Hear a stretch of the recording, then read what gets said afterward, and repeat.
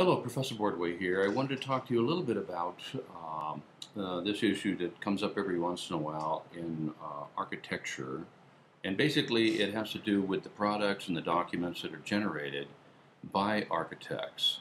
And so we take a look at some of the issues that have occurred in the past. And I don't think I've ever seen a perfect set of documents. There seems to be sometimes, conflicts within the documents of the products we generate. So we do have to communicate and coordinate with those issues immediately, so it does not affect the project in a negative way. So when the architect basically generates documents, and we find that there is variance therewith, as AI has used some of the terminology in the past, conflicts or disagreements within the documents, then basically that's something that has to be addressed immediately. There was a question that I had made up and designed some years back for the California Supplemental Exam seminars that we did. And the question went something like this. During the construction phase of the project, the contractor finds a discrepancy between the drawings and the specifications. Which document should the contractor follow and why? And it kind of gets you thinking a little bit. And I'll ask candidates in the seminar or workshops that question, and they'll say, well, the specifications, because the written word always supersedes the drawing, the graphic portion of the documents, and someone will say, well, the drawings are a little more clarified, so the contractor should follow the drawings. And of course, the answer to the question, I come back at that time and I ask, well, who's the author of the documents, the architectural documents? And they'll say, well, the architect is. And then I ask them, well, isn't it important that the architect be notified regarding this conflict, as opposed to assuming one over the other? And by the way, I threw that word out of my vocabulary years ago, assuming. Aside from other definitions, it means that I'm too lazy to verify. And so it's a matter of, the answer to the question, of course, is the contractor needs to pick up the phone, contact the author of the documents, the architect, and get the documents in agreement with each other. Now, general conditions of the contract for construction A201, according to AIA, indicates that the documents must be complementary. In other words, they must agree with each other. All right. So no one document supersedes the other. I see this note on architectural documents as well from time to time, that when there is a conflict, please follow the specifications or the drawings, or the more restrictive, the more costly. In other words, don't notify the architect. It's like, wait a minute, it's a matter of notifying the architect, and we do that, of course, in what they call RFI, requests for information, and that's another AI contract. The contractor can fill that form out and then submit that.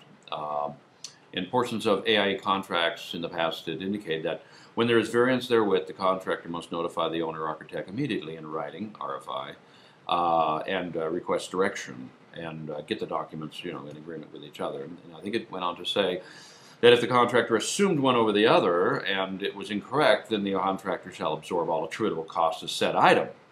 It's like, so the bottom line to all this is that the contractor's job is basically to follow the documents. When the documents are in conflict with each other, then it is the responsibility of the contractor to notify the architect and the owner for direction, okay, and get those documents updated and revised, agreement with each other, complementary, and then send that out to the field or right away, so as to not to hold up construction. All right. If it is an additional cost, then of course we have to facilitate a meeting and establish what that is. Create a point of reference. All right. What did the contractor bid on the job? A starting point, and then we go from there. All right. So we go back to what's called the A701 instruction of bidders, and of course we ask for an itemized breakdown of all items bid, labor and materials, and to a point where when it's all itemized, then it's a matter of going right to that particular item on that list, and boom, you're done. I mean, within a couple of minutes, yes, you confirm the fact that he or she is doing extra, or they're not. Haggling and stuff, I mean, that usually is a result of lack of complete documents. All right. And so when anybody is on the phone and talking with the contractor says, well, I guess you're right, the specifications overrides the drawings, or something like that, You know, it's like anytime direction is given over the phone, I mean, that's dangerous. So it's a matter of submitting all this information in written form and track it with proper documents. Yes, the architect's responsibility is to make sure that all the documents are in conformance, compliance to all laws, codes, regulations, standards, ordinances, and the like, and to make sure that they're complementary to each other as well. And if they're not, then we need to, the architect needs to be notified immediately regarding that issue, all right, so we can move forward. Now, you know, the question I came up with could be an example of maybe R13 was shown as insulation in the walls and the drawings, but it was R22 in the specifications, and a good chance that, you know, the contractor is going to say, well, I bid the R13, so I'm doing extra. And then, of course, my question back to them is that, okay, let's submit documents to confirm the fact that you bid the R13, and we'll go from there. I mean, the owner's not going to get anything for free, but it's a matter of creating a point of reference. So it goes back to the itemization of the bidding that was done on behalf of the contractor. Now, if they come back and say, well, you know how we bid, we lump sum all, you know, the insulation together in one big fee, and then there's a good chance the contractor is going to absorb that additional cost because they can't prove that they're doing extra. All right. So it's this type of thing as well. So any documents, it could be drawings, it could be models, renderings. If something is incorrect, you know, it's not shown right, then any tools that are generated by the architect, or perhaps even the architect and the consultants. There's a conflict between the architectural documents and the consultant documents. All right. And so, again, it's the responsibility of the architect to get that complementary in agreement with each other, and then back out to the site with updated, correct, complementary documents. Okay. But you know, at the kickoff meeting of construction, at the trailer, for example, this is one of the things I talked with the contractor about, is that if there is any conflict in the documents, please notify us. I request verbally first, the immediacy issue, so I can get onto it right away, and then you can follow up with an RFI. You know, RFIs came about because there was no documentation confirming the fact as to when the contractor really asked the question, so blaming the contractor for delaying the project, you know. So anyway, so RFIs came about, which is fine. It confirms the fact in document form when the contractor asked the question for clarification, you know. So, I mean, of course, every RFI comes into an architect, or not every, but most architects will say, well, that's a clarification, and then, you know, we'll attach an ASI to it, Architectural Supplemental Instruction Form to it.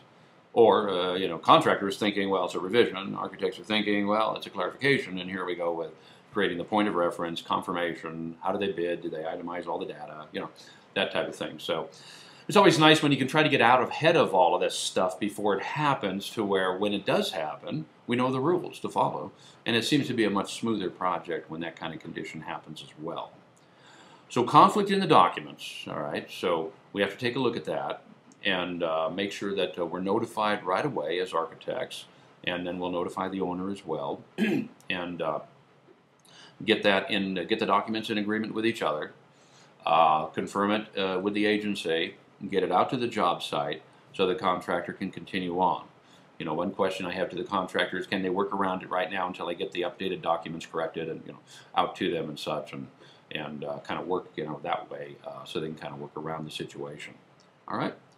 So anyway, conflict in the documents is always an issue that kind of comes up, and I just wanted to clarify that. And again, if you want to look at the section on General Conditions A201, I think it's the first couple of sheets in. It talks about the documents being in complementary to each other. All right? But any other questions, give me a call, and we'll talk to you a little later. Take care. Bye-bye.